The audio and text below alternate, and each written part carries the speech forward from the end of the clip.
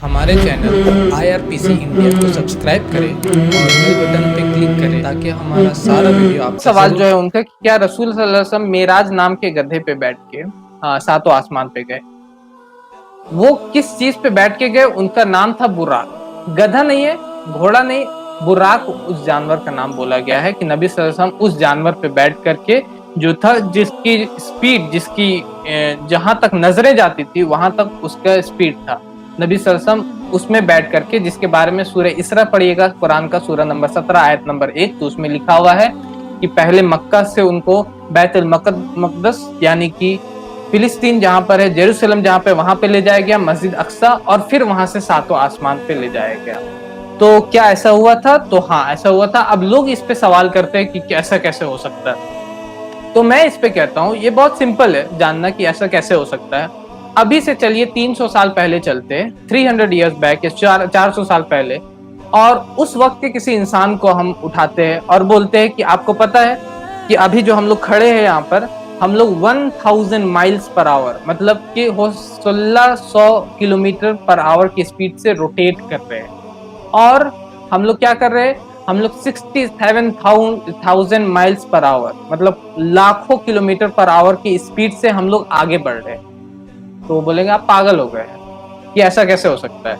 लेकिन ये सही है, अर्थ उतने स्पीड में रोटेट कर रहा है और अर्थ उतने स्पीड में रिवॉल्व भी कर रहा है, मतलब सूरज के चक्कर भी काट रहा है। कितने स्पीड में? 67,000 माइल्स पर आवर।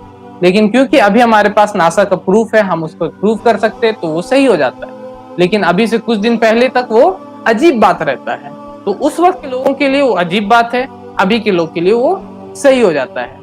तो उसी तरह जो इस्लाम पे हम लोग जब मानते हैं तो हम लोग कहते हैं कि जो कुरान में जो बातें हैं वो सही है, क्योंकि कुरान की अक्सर बातें सही है। 90% मान के चलते उसमें सही बातें हैं, 5% या 10% ऐसी बातें हैं जिसको हम प्रूव नहीं कर सकते। क्योंकि मेराज कब हुआ? मेराज आज से 1400 साल पहले हुआ। नबी सल्लल्लाहु अलैहि वसल्लम किस तरह गए, कैसे उनको ले जाया गया सातों आसमान पे, इसके डिटेल्स, इसके पूरा का पूरा हम लोगों को इसको कैसे ले जाया गया, इसके बारे में हमारे पास उतना ज्यादा ये नहीं है, हम ना ही उस पर रिसर्च कर सकते हैं। या और भी जितने मौजूदात है, चाहे वो जीसस क्राइस्ट के मौजूदात हो, चाहे वो मूसा अलैहिस्सलाम के मौजूदात हो, चाहे वो इब्राहिम अलैहिस्सलाम के मौजूदात हो, जितने मौजूदात है, अगर आपसे कोई भी इस पे सवाल करता है तो आप बोलिए कि सबसे पहले हमको एक टाइम मशीन चाहिए होगा जिससे कि हम जा सके वहां पर और इसको रिसर्च कर सके।